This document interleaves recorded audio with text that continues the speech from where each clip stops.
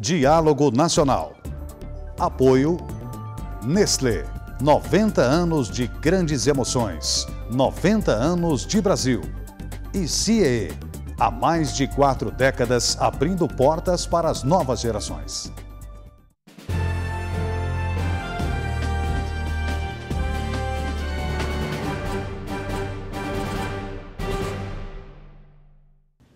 Escritora, professora, ex-subprefeita da Lapa e procuradora da Justiça do Ministério Público do Estado de São Paulo. Doutora Luísa Najib Eluf, convidada de hoje do Diálogo Nacional. Enorme satisfação em recebê-la aqui no nosso programa. Muito obrigada, Rui. É uma satisfação para mim estar aqui. Vamos conhecer um pouco mais a nossa convidada de hoje. Vocês, com certeza, leem com frequência os artigos, os livros de autoria da doutora Luísa Najib Eluf. Mas vale a pena relembrar que a nossa convidada é filha da dona Munira Nasser Najib e também do Alfredo Najib, de todos conhecido. Seu pai foi radialista, foi um belo comunicador, deixou saudades. A Luísa é casada com o advogado Jorge Eluf Neto e tem 2 filhos. Luísa, vamos começar tornando-a mais íntima dos telespectadores. Pois não. Conta para eles como é que foi. O que você tem de recordações marcantes da sua infância, juventude, formação profissional? Bem, a minha infância foi no bairro do Sumaré, em São Paulo. Nós tínhamos que morar próximos da TV Tupi, que foi a primeira televisão do Brasil, porque meu pai era radialista e quando a televisão veio para o Brasil, trazida por Assis Chateaubriand, ele também foi pioneiro da televisão. E na época não havia videotape, tudo era ao vivo. E ele tinha que a todo instante estar na televisão, porque até o comercial que patrocinava os programas era feito ao vivo. Então meu pai encontrou uma casa ali perto da TV Tupi, e eu passei a minha infância no bairro do Sumaré. Ou Perdizes, hoje já fazem parte ali da mesma subprefeitura. E, na verdade, foi muito alegre a minha infância.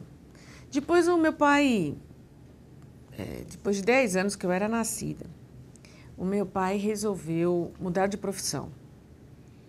E, tardiamente, cursou a faculdade de Direito da Pontifícia Universidade Católica e se transformou num advogado trabalhista, profissão que ele amava.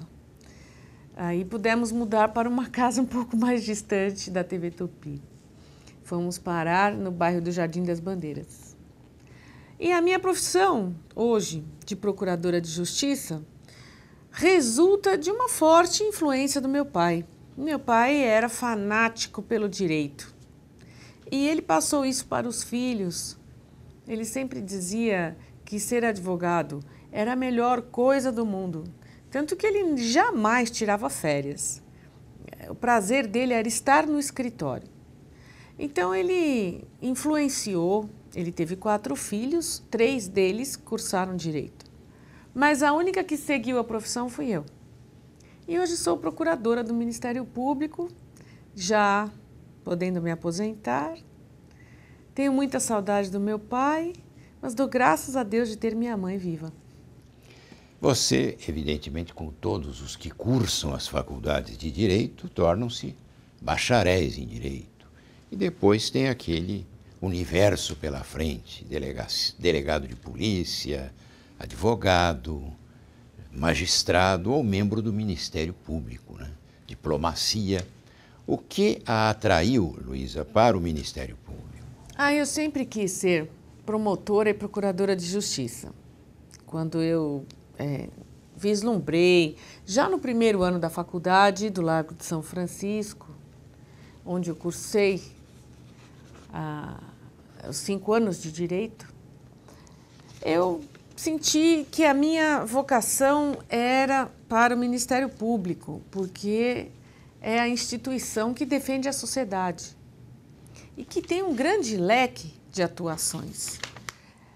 É claro que quando eu entrei na carreira, em 1983, nós não tínhamos a amplitude que nos foi dada pela Constituição de 1988, mas já era uma instituição muito respeitada pela sociedade paulista e brasileira. Então foi uma questão de vocação e eu expliquei a meu pai que eu não poderia ficar com ele no escritório, porque achava que a minha vocação era outra. Ele foi muito compreensivo, me deixou sair, mas ficou com meu marido aí, que trabalhou com ele muitos anos. Com quem você casou-se em 1978, ainda cursando a faculdade? Eu me casei durante o curso de Direito, algo que meu pai sempre me pedia para não fazer. Ele dizia, filha, não se case antes de terminar a faculdade. E eu nunca entendi por que meu pai tinha esse medo. Falei, por que, papai? Você sempre fala isso para mim. Ele dizia, não, ouça o que eu estou dizendo, não se case. Na verdade, eu é que não achava que iria encontrar uma pessoa e me casar tão rápido. Mas o meu pai tinha medo que eu não seguisse a profissão. E foi muito bom porque ele me deu uma educação para a vida profissional. Ele não se preocupou em me preparar para cozinhar, lavar, passar e obedecer ao marido. Não, muito pelo contrário.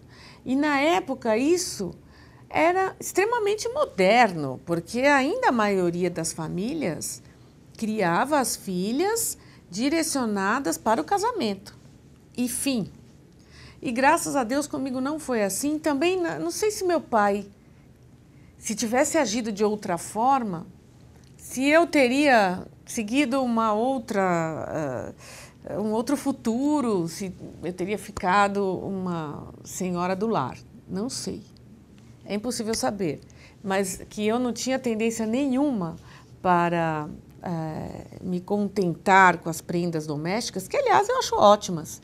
E que também pratico. Eu sou muito feliz como dona de casa, eu sou mãe, eu tenho neto, e eu adoro a minha família, estou sempre com a família. Então, não é que eu renegasse o papel de esposa e mãe, só que não achava que aquilo iria me satisfazer intimamente como uma cidadã, né? Eu queria, sim, ter minha profissão e jamais pensei que iria cursar a faculdade para arrumar um marido. Mas, veja, aconteceu. Eu realmente arrumei um marido lá também. É um bom marido. Ótimo.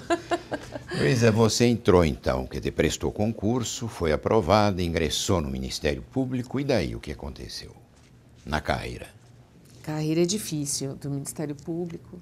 Eu fui para o interior e a minha primeira cidade como promotora nunca tinha tido uma mulher. Então foi aquela confusão dentro do fórum, todo mundo queria ver quem era, como era. E a minha primeira audiência, a sala estava lotada. Então eu perguntei para a escrevente, eu falei, o que é esse povo todo aqui? E a escrevente me falou, é a senhora. E eu falei, meu Deus do céu, por que eu mereço isso? Ela fez assim, mas eu sei por quê. Porque eles queriam saber se uma mulher ia conseguir ser promotora. Eles estavam lá porque eles duvidavam de mim, não porque eles acreditavam em mim. Então, no começo da carreira, eu tive que ser muito brava. E eu não tenho um temperamento bravo. Meu temperamento é mais afável. Não sou uma pessoa que põe o cartório debaixo de um terrorismo e tal. Mas, na época, eu tive que assumir realmente uma postura bastante severa. E aí, o pessoal me respeitou direitinho. Foi uma carreira muito boa. Eu consegui me desincumbir de todas as funções que me foram dadas. Estou muito feliz hoje no Ministério Público, sou procuradora há vários anos. Aí já segunda instância, né, do Ministério Agora Público. Estou na segunda instância. E me especializei na área criminal. Muito bem, na área criminal eu gostaria de começar conversando com você sobre uma notícia que você me deu agora. Realmente, eu te dei uma notícia. Então, eu fui nomeada para compor a comissão de juristas que vai propor a reforma penal para o Senado Federal. E estou agora preparando as minhas sugestões. Nós ainda não tivemos a primeira reunião.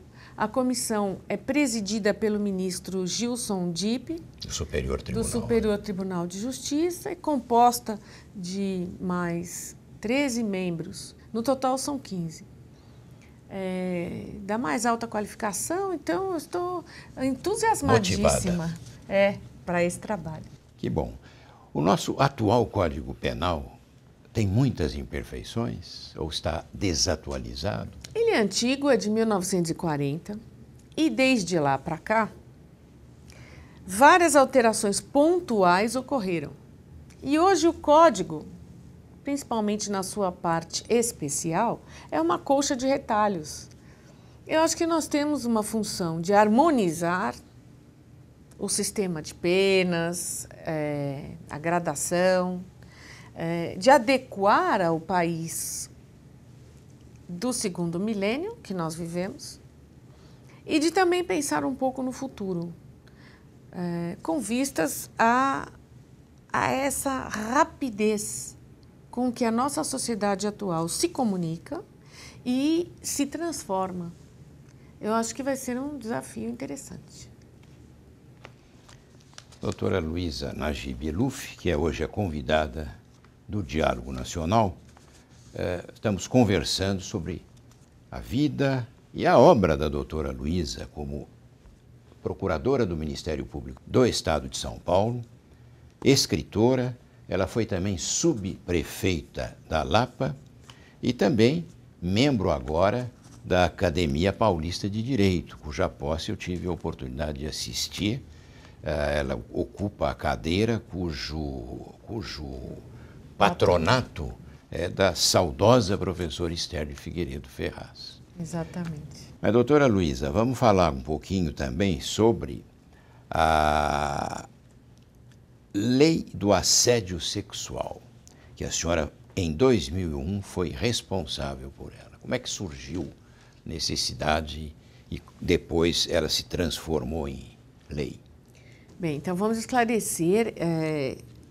Eu trabalhei muito pela incriminação do assédio, mas quem propôs o projeto foi a deputada Yara Bernardi, do PT de São Paulo, e aí o projeto foi aprovado por acordo de lideranças no Dia Internacional da Mulher. E então o assédio, que não era considerado crime, passou a ser crime. E foi um trabalho exaustivo, porque foi muito difícil.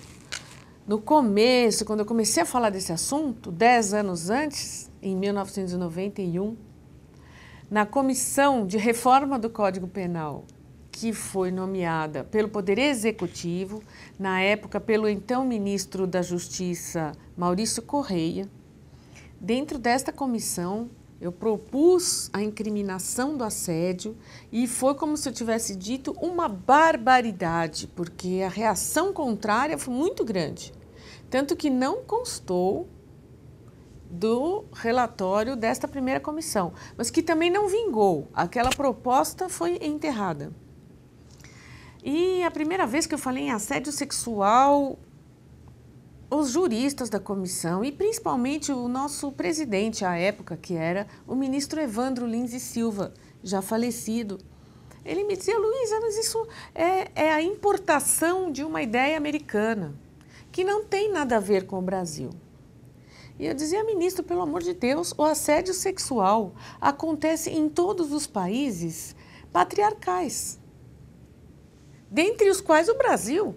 O Brasil tem uma cultura machista muito forte, nem sempre nós percebemos isso, mas em cada detalhe da nossa vida cotidiana está implícito ou às vezes explícito o patriarcalismo.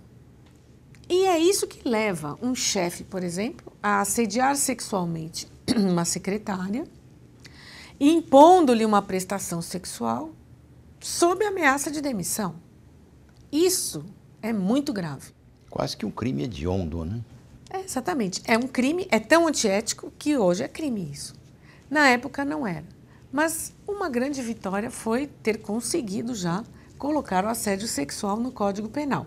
Agora, com esta nova oportunidade, podemos aperfeiçoar o tipo penal e torná-lo um pouco mais abrangente, que eu acredito que isso é necessário. Dentre outros livros, a doutora Luísa Eluffi tem um que é comentado, inclusive citado por ministros do Supremo Tribunal Federal em seus votos, que é o Crimes contra os Costumes e Assédio Sexual. É um livro de 1999, editado pela Editora Jurídica Brasileira. E é um livrão, né, doutora Luísa? São 2.000 páginas. Na época ele fez muito sucesso.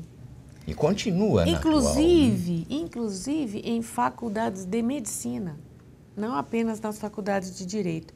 Mas tudo que eu mencionei nesta obra, que deveria ser mudado, foi mudado.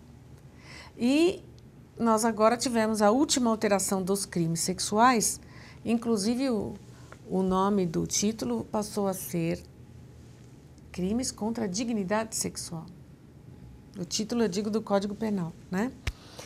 E não mais crimes contra os costumes, porque eu já começava dizendo, é um absurdo você dizer que um estupro está ferindo os costumes. De forma alguma, está ferindo os direitos humanos das mulheres.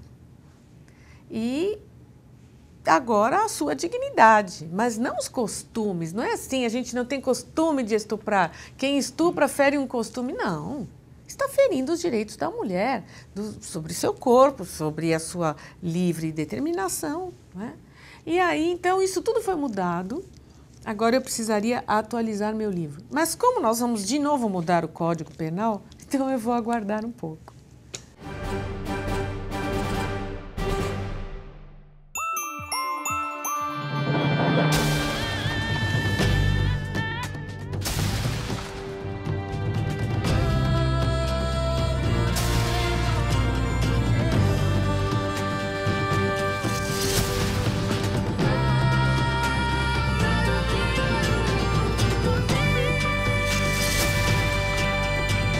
Bradesco, presença lado a lado, onde quer que seja. Administração de Empresas e Engenharias.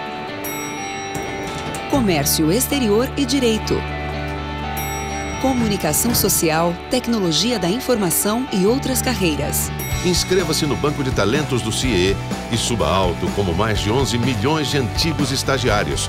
Hoje, executivos, empresários e profissionais bem-sucedidos. CIE ajuda você a subir bem alto.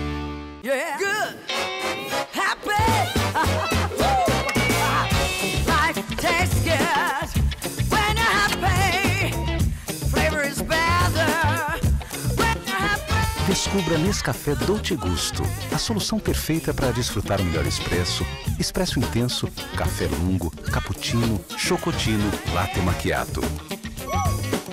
Nescafé Dolce Gusto, finalmente uma cafeteria na sua casa.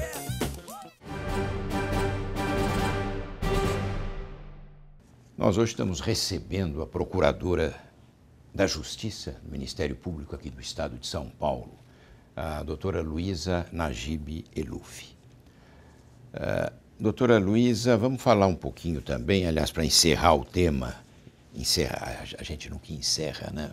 Mas um assunto afim. A Lei Maria da Penha, na sua opinião, pegou? Pegou. Nossa, a Lei Maria da Penha foi um grande passo no sentido da proteção dos direitos da mulher. No começo causou alguma estranheza, porque como é possível, só protege a mulher. Aí algumas arguições de inconstitucionalidade, depois cada estado começou a aplicar essa lei de uma forma. Alguns aplicavam a Lei 9.099, a Lei Maria da Penha, mas a lei dizia expressamente que não era para aplicar. Enfim, no começo nós tivemos que fazer alguns ajustes. E a jurisprudência aí foi se firmando até que o Supremo Tribunal Federal se pronunciou sobre vários pontos da Lei Maria da Penha.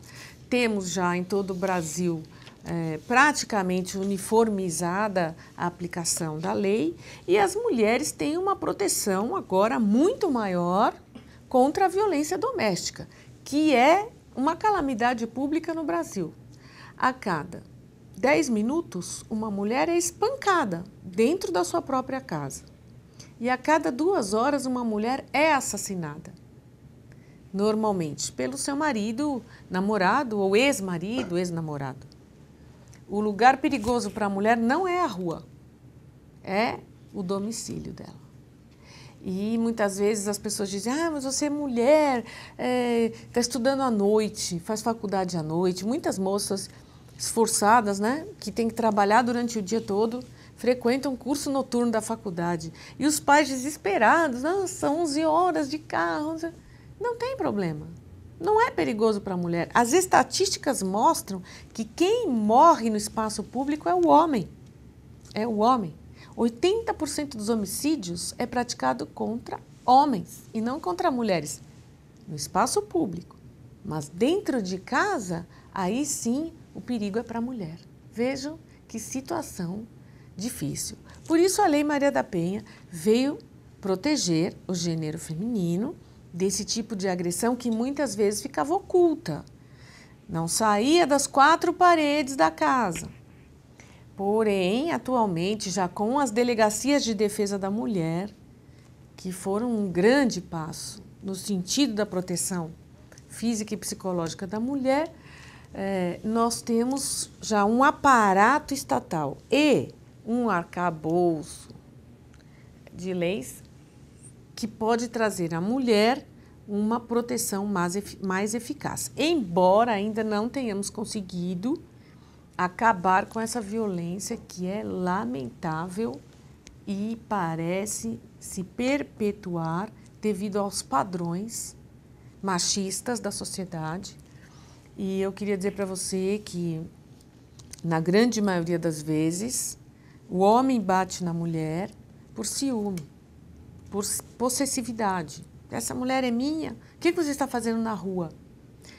Ainda esta semana peguei um processo em que o sujeito estava em casa e se embebedou, desocupado, desempregado, e a mulher estava trabalhando como babá em uma residência.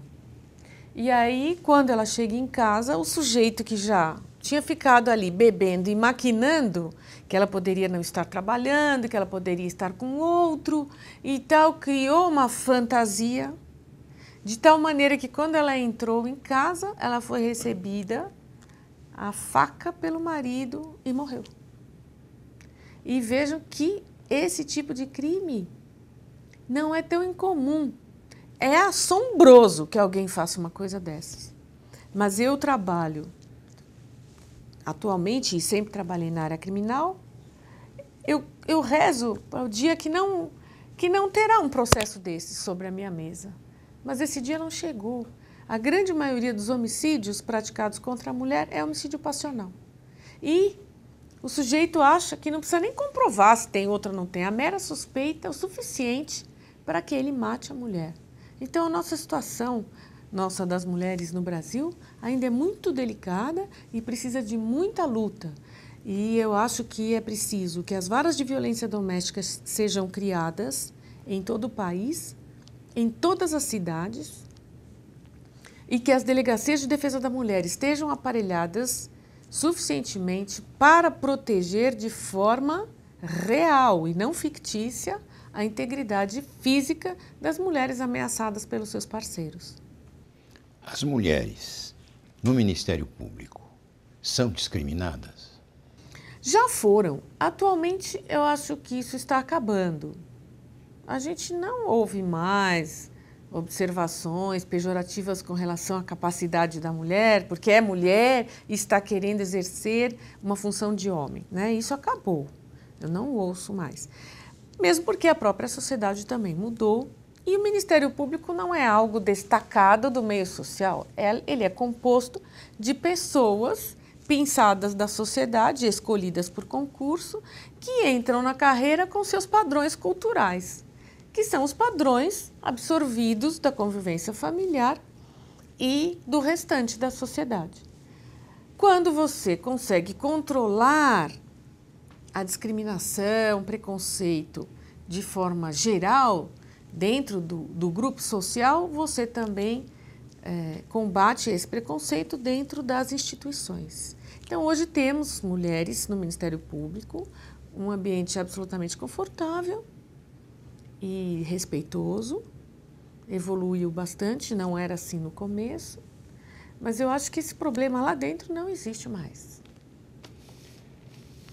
Doutora Luísa Najib Eluf foi também subprefeita da Lapa, quando o prefeito era José Serra e depois o prefeito Gilberto Kassab. Como foi sua experiência como subprefeita da Lapa?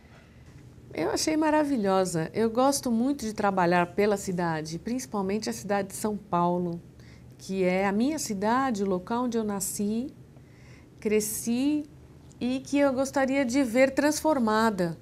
Hoje nós temos muitos problemas para lidar em São Paulo e eu acho que a nossa cidade não precisaria ser tão hostil, tão desconfortável, ter uma qualidade de vida tão ruim, que nós temos que lutar por ela. O fato de São Paulo ser muito grande e de ter gente que veio de todos os lugares do Brasil e do mundo, às vezes nos dá a impressão de que São Paulo é terra de ninguém. Mas ela não é de ninguém, ela é de nós, paulistanos e não paulistanos que estamos aqui. Então vamos assumir que São Paulo é nossa cidade e vamos lutar para que ela melhore. E é possível fazer isso. Eu vejo hoje no povo paulistano um descompromisso com o que acontece nas ruas, com o que acontece no espaço público. As pessoas moram nos seus prédios e o máximo que elas fazem é, eventualmente, ocorrendo algum problema, ligar para o síndico ou para a síndica e dizer, olha, problema X na garagem, ou ninguém limpou a piscina, é preciso recolher o lixo, enfim, esse tipo de coisa, mas dentro daquele pequeno universo habitacional. Acho que os prédios também afastaram os paulistanos do convívio com a cidade. As pessoas não moram mais na cidade, elas moram no condomínio. Hoje nós temos condomínio de 2, 3, 10, 20 edifícios. Então a cidade das pessoas passou a ser aquele pequeno universo e ali elas acham que tem que interferir, que elas vão cuidar daquilo, mas a rua não faz parte. E eu senti isso muito nitidamente quando eu fui subprefeita. Acho que é uma pena que as pessoas já não morem mais em casas, porque o fato de morar em uma casa aproxima da comunidade em volta e faz com que o habitante se sinta parte da urbe e não apenas de um pequeno pedaço do seu próprio quintal. Exercício da cidadania. Exato, nós perdemos a noção de comunidade, de espaço comum. Então, hoje o espaço comum em São Paulo serve para jogar lixo, serve para ser depredado, ou para as pessoas fazerem uso de drogas, ou para ser emporcalhado, ou para se cometer todos os tipos de delito. Eu dizia muito quando eu era subprefeita, ocupem o espaço público, não deixem o espaço público para o ladrão, porque o que a sociedade fez foi se encarcerar e deixar as ruas absolutamente livres e tranquilas para todo tipo de meliante. É o comportamento errado. Em vez de fechar a janela do carro, abra as janelas, veja onde você está, veja o que está acontecendo com as nossas vidas. Nós vivemos um inferno. O terror, nós saímos de casa já esperando o assalto. Então isso é um estresse que muitas vezes as pessoas não se dão conta. E aí sobe a pressão arterial, o outro começa com problema cardíaco, várias doenças, desde gastrite, doenças de fundo nervoso, acabam ocorrendo por causa do pânico constante. E doenças de fundo psicológico. A tal síndrome do pânico, tem gente que agora tem medo de entrar no elevador. Mas por quê? Porque é uma situação de isolamento que as pessoas acham que estão suprindo pela internet.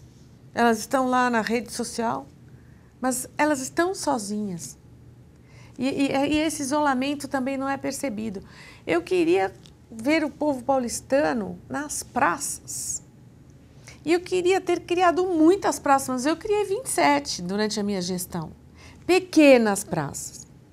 Até um cotovelo de meio de quadra ou do quarteirão ali, da junção do quarteirão, você pode transformar numa pracinha. É um espaço pequeno, mas é uma praça. E atrai, né, o cidadão. Que as pessoas vão lá, né? Que as crianças possam estar no espaço comum dentro da cidade.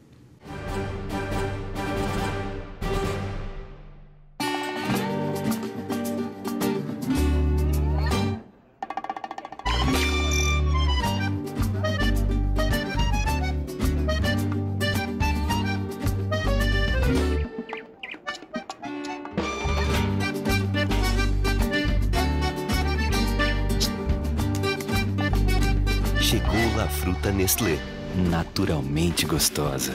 La Fruta Nestlé, gostosa por natureza. Administração de Empresas e Engenharias. Comércio Exterior e Direito. Comunicação Social, Tecnologia da Informação e outras carreiras. Inscreva-se no Banco de Talentos do CIE e suba alto como mais de 11 milhões de antigos estagiários, hoje executivos, empresários e profissionais bem-sucedidos. CIE ajuda você a subir bem alto.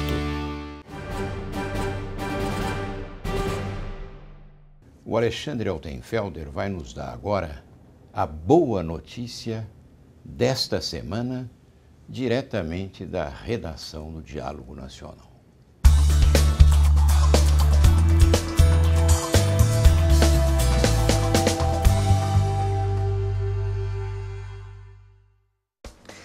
E a boa notícia dessa semana é dedicada a você, praticante do tênis, principalmente a todos os tenistas daqui de São Paulo, capital. E eu falo isso porque o maior torneio de tênis profissional do Brasil, o Brasil Open, que era há 10 anos disputado na Costa do Sauípe, na Bahia, a partir de fevereiro de 2012, passa a ser sediado no Ibirapuera, no ginásio do Ibirapuera, aqui em São Paulo. E quem sabe, os paulistanos e os brasileiros também não vão ter a oportunidade de ver estrelas como Federer, Nadal, Djokovic, Murray, Roddick e outros nomes do tênis mundial. E por essa razão, essa notícia esportiva do tênis não poderia deixar de ser a boa notícia desta semana do Diálogo Nacional. E semana que vem a gente volta selecionando mais uma boa notícia, elevando desta forma a sua e a nossa autoestima. Portanto, fique ligado e até lá!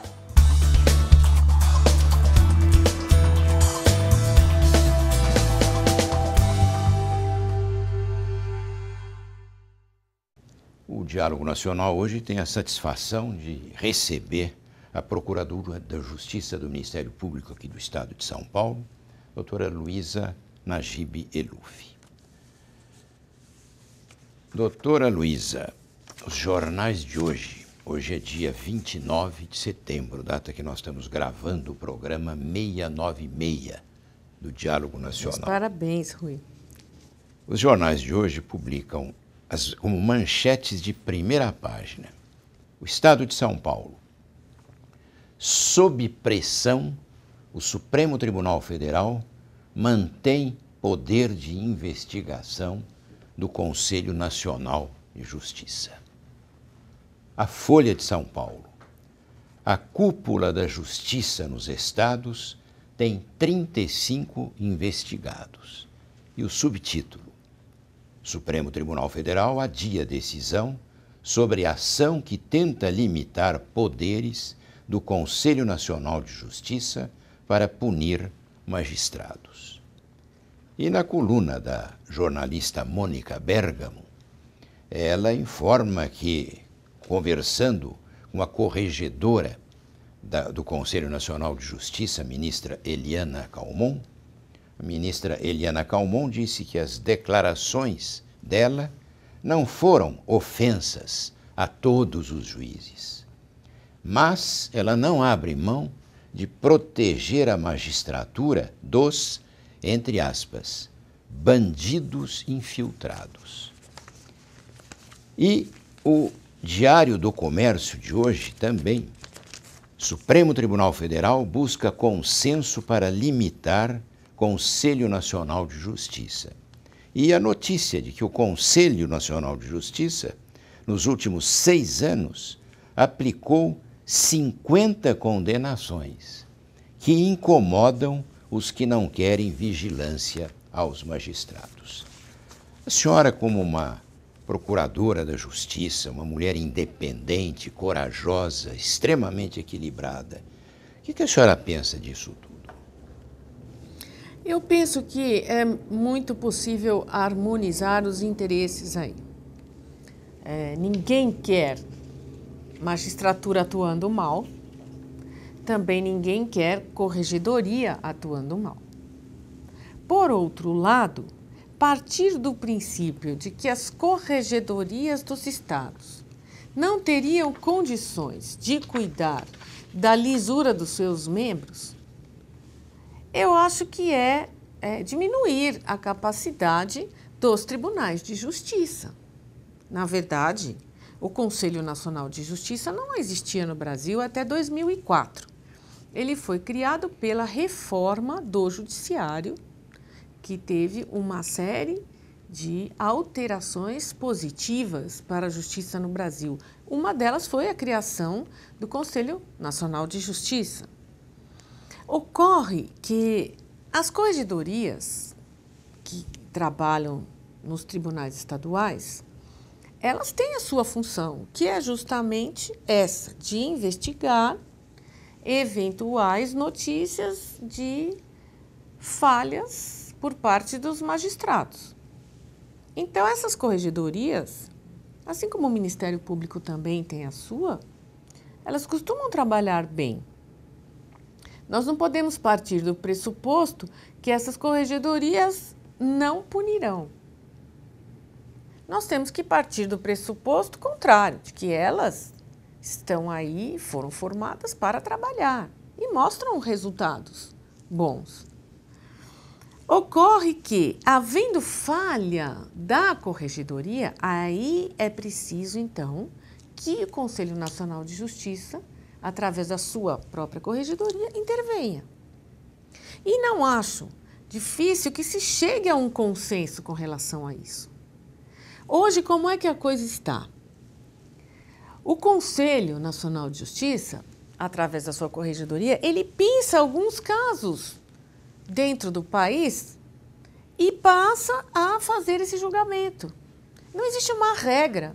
Mas por que o Conselho avocou determinado processo ou iniciou uma investigação sobre um caso X e não sobre outro caso Y, que aconteceu lá no outro estado e tal? Como é que é a regra? Não tem. Eu acho que é simples. É questão de se criar a regra de atuação.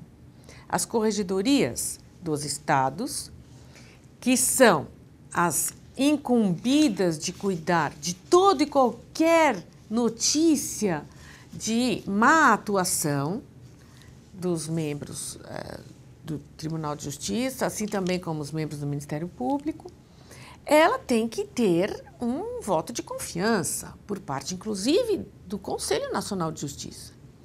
Ou seja, vocês vão apurar aí no Estado X. Mas se no prazo de tantos dias esta apuração não se iniciar, e se no prazo de mais tantos dias esta mesma apuração não tiver uma conclusão, então é o caso do Conselho Nacional de Justiça entrar em ação. Então, não vamos pressupor a priori que não haverá uma apuração correta, não. Vamos dar a oportunidade para os estados de fazerem essa apuração, mesmo porque é mais fácil para quem está ali no local, em contato direto com as provas, fazer a apuração do que lá de Brasília. Então, vamos deixar a Corregedoria atuar. Mas se não atuar na forma devida, então entra em cena o Conselho Nacional de Justiça. Não vamos ter uma atitude de interferência na autonomia dos estados. Eu sou contra a centralização em todos os níveis, do Poder Executivo, do Poder Legislativo e do Poder Judiciário. Então, não é porque Brasília que é melhor. Eles dizem que as corregedorias dos estados, elas estão mais sujeitas a pressões políticas. Ora, onde é que a pressão política é maior? Será que é nos estados ou é em Brasília? Vamos fazer uma competição para saber? Não, né? Vamos fazer o seguinte, vamos pressupor que todos vão trabalhar bem e se houver alguma falha, então, a Corregedoria Nacional toma as rédeas da apuração. Não há nenhum prejuízo para ninguém, ninguém foi ferido, porque da forma como está hoje, parece que a Corregedoria e o próprio CNJ, como um todo, ele tem uma lisura maior do que os tribunais de justiça. E não podemos pressupor que os tribunais de justiça não vão trabalhar bem. É a mesma coisa com relação ao Ministério Público. Eu acho que nós somos membros das carreiras dos estados. Quem é? Quem está no estado. Quem foi para a Justiça Federal tem uma outra esfera. Mas ninguém é mais do que o outro. Eu não acho que o juiz federal é mais do que o juiz estadual. Desculpe, isso é um absurdo. Absurdo. Mas eu acho o contrário. Eu acho que nós temos que promover uma descentralização total nesse país. Nós somos o Estado federado, nós somos um conjunto de estados membros que têm que ter a sua autonomia, porque eles são muito diferentes entre si. Você vai comparar o estado de São Paulo com o estado da Amazônia? Não dá para comparar. Os problemas lá são de outra grandeza. Aqui nós temos um monte de problemas, mas que não se comparam, porque são de outra natureza. Nenhum é mais importante que o outro. São apenas diferentes. E tem que ter, às vezes, uma legislação específica. Mas a autonomia legislativa é mínima. Sou contra. Sou a favor de que cada estado tenha mais autonomia e possa cuidar do seu território de forma mais adequada. O mesmo com relação ao executivo. E, por fim, queria dizer a você da importância do município. O município é a chave de tudo. É o que comanda o que acontecerá nas nossas vidas. Nós moramos na cidade. Se eu tenho um trânsito caótico, um ar poluído, água contaminada, lixo mal resolvido, prédios construídos sobre antigos aterros sanitários, eu estou correndo um risco enorme. E quem é que cuida disso? O município. Então, aqui, é no local onde você construiu sua casa e onde você está habitando. É esse o local que merece maior atenção da parte do eleitorado, que muitas vezes não lembra em quem votou para vereador, não dá menor importância para o prefeito. E eu quero dizer a vocês que o prefeito é mais importante que o presidente da República, para a sua vida, para o seu bem-estar, para o bem-estar dos seus filhos, para a sua segurança. Quem é que promove a segurança pública? É o Estado e o município. Então, não é porque é federal que é melhor, que é mais importante, que vai cuidar da sua vida. Não vai cuidar. De Brasília não se consegue nada. Eu fui secretária nacional dos Direitos da Cidadania do Ministério da Justiça. E tive essa experiência desagradável de perceber que de Brasília você não muda nada na vida das pessoas. Nada. Então, a função da esfera federal é outra. É cuidar das políticas públicas gerais para o país, é representar o país no exterior, é aplicar a política monetária, que então vai afetar a todos. Mas aquele seu dia a dia, se a condução vai parar na porta da sua casa ou não, se você vai ter a segurança de beber uma água confiável, que não vai contaminar a sua família, ou se você vai ter o esgoto tratado ou não, tudo isso é o município. E os brasileiros e brasileiras estão muito acostumados a mandar cartinha para o presidente da República para reclamar do buraco na porta da sua casa, que tem um buraco ali na rua que ninguém fecha.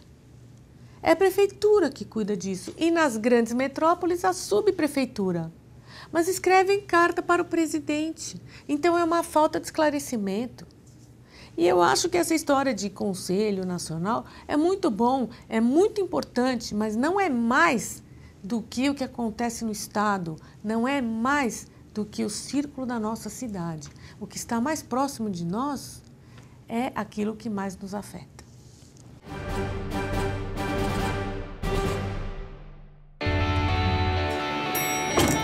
Administração de Empresas e Engenharias. Comércio Exterior e Direito. Comunicação Social, Tecnologia da Informação e outras carreiras. Inscreva-se no Banco de Talentos do CIE e suba alto como mais de 11 milhões de antigos estagiários. Hoje, executivos, empresários e profissionais bem-sucedidos. CIE ajuda você a subir bem alto.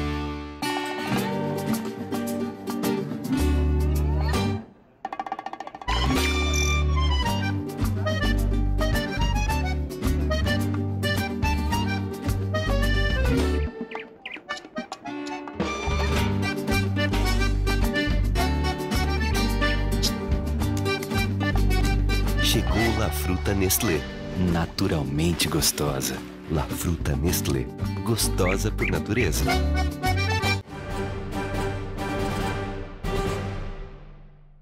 Hoje nós estamos tendo essa agradável conversa com a doutora Luísa Najib Eluf, que é procuradora da Justiça do Ministério Público aqui do Estado de São Paulo.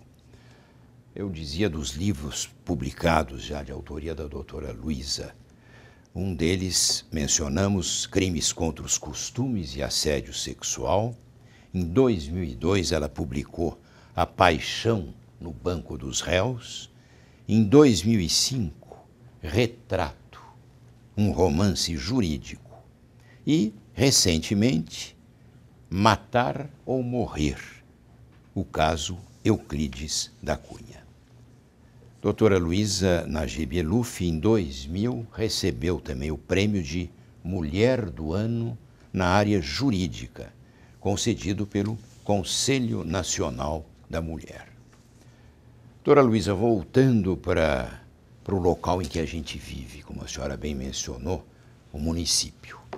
Também a mídia, jornais, revistas, rádio, televisão, as mídias sociais desses últimos dias, o foco é o problema do Shopping Center Norte.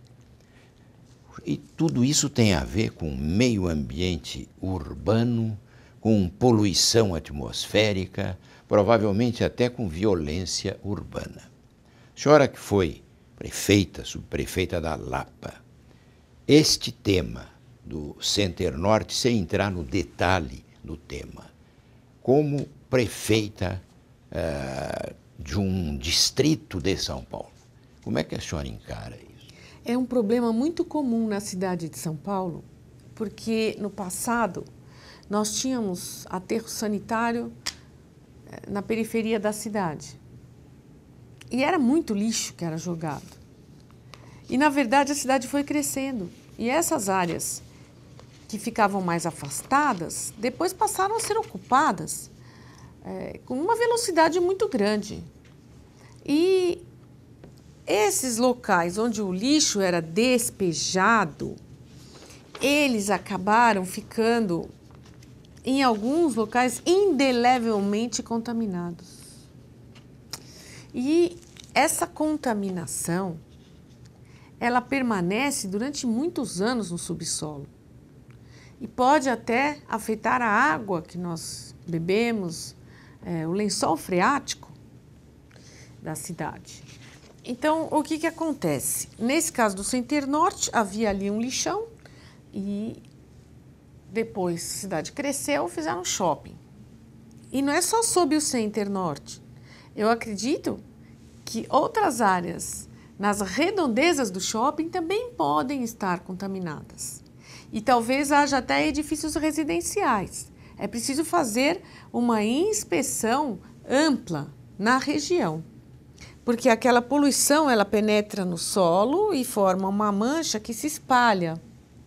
E ela acaba produzindo gases tóxicos e gases inflamáveis. Então, além da toxicidade, existe o perigo de explosão. O shopping se comprometeu a construir mais 9 exaustores para tirar aquela formação de gases. Só que vai tirar do subsolo e vai colocar na atmosfera, o que também não é saudável. O que precisa acontecer nesses casos de contaminação do solo é que a empresa faça a descontaminação antes de construir. Não é possível construir sobre um local contaminado. Eu tive, na época, que era subprefeita, um caso envolvendo o Walmart da Lapa. Eles queriam abrir uma loja, o Walmart vende alimentos, inclusive, né, entre outros produtos. Mas eu pedi a eles que fizessem a descontaminação e eles fizeram. Providenciaram tudo direitinho, atrasou a obra, atrasou sim, mas eles fizeram a descontaminação e depois que a CETESB atestou que o terreno estava descontaminado, então nós abrimos as portas ao público. Mas antes disso, não. E é preciso cuidar muito porque essa contaminação, por vezes, ela atinge os alimentos. Se você expõe numa prateleira de um supermercado um alimento e aquele alimento está em contato com gases tóxicos, ele pode ser contaminado. É muito grave, né? É muito grave. E São Paulo está cheio de problemas assim. Hoje nós temos outras formas de cuidar do lixo. Há empresas na Europa capazes de fazer uma incineração muito boa dos alimentos, fazer a reciclagem do lixo, o reaproveitamento do que deve ser reaproveitado. E existe também o perigo do lixo hospitalar, que é terrível. Imagine todo aquele material contaminado de bactérias e vírus e coisas terríveis que são descartados nos hospitais, precisam ter uma destinação específica. E eles têm que ser incinerados também de forma a não poluir a atmosfera. O ar que nós respiramos que já é tão poluído. Então é hora de São Paulo acordar para esse perigo. Também de fazer a descontaminação dos rios, que é uma vergonha sem tamanho nós convivermos numa metrópole como a nossa de São Paulo, com rios que são esgotos a céu aberto, que tem uma fedorência insuportável. E que não se faz nada, porque a gente só ouve falar, vai despoluir o Rio Tietê, só fica mais poluído. E o parque da cidade, o Parque do Ibirapuera, que é o nosso cartão postal, tem esgoto no lago. Você entra no parque e está cheirando a esgoto. Que coisa mais atrasada, vergonhosa. Nós temos que saber escolher. Ano que vem é ano de eleição municipal. Temos que saber escolher prefeitos e vereadores para ter uma cidade digna da sua pujança, digna dos seus habitantes e que tenha uma qualidade de vida melhor para que paulistanos e paulistanas não tenham que fugir daqui todos os finais de semana e feriados como se estivessem morando no inferno. Vamos transformar São Paulo numa cidade aprazível. A doutora Luísa, como dizíamos no começo do programa, ela escreve com bastante regularidade nos principais órgãos de comunicação. Eu destaquei aqui, doutora Luísa, já no final do nosso programa, o seu artigo publicado no Estado de São Paulo do último dia 2 de agosto. O título é Política e Políticos. E a doutora Luísa diz que a nossa presidente, Dilma Rousseff, vem enfrentando com firmeza a crise aberta no Ministério dos Transportes, seja para agradar a classe média, como dizem alguns críticos, seja para aprimorar a sua gestão, como parece ser. Ela está muito correta em sanear a administração. Como é que a mulher, Luiza Eluf, vê a administração da mulher Dilma Rousseff? Eu acho que Dilma está fazendo um bom governo. Ela é uma mulher séria, uma mulher brava, como tem que ser, porque é difícil respeitarem as mulheres, né?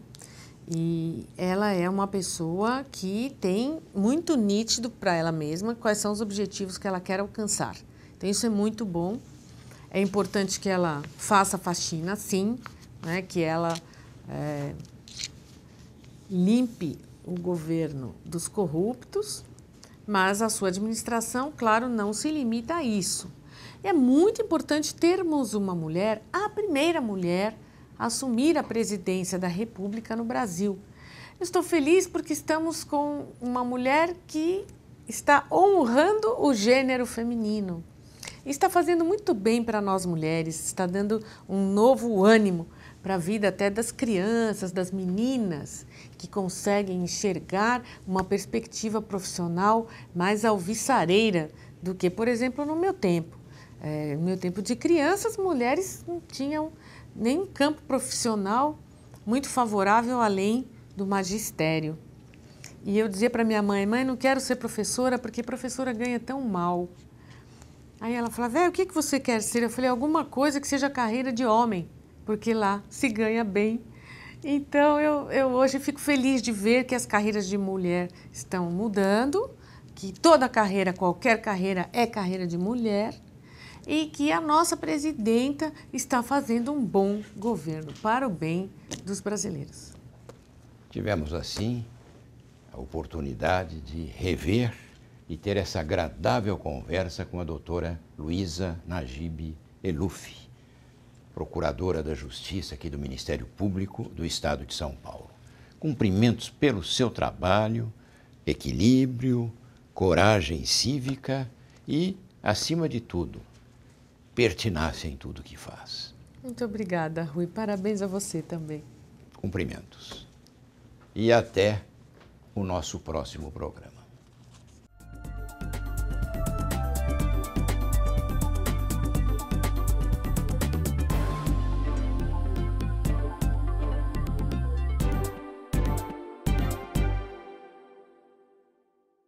Diálogo Nacional. Apoio Nestlé. 90 anos de grandes emoções. 90 anos de Brasil. E CIEE. Há mais de 4 décadas abrindo portas para as novas gerações.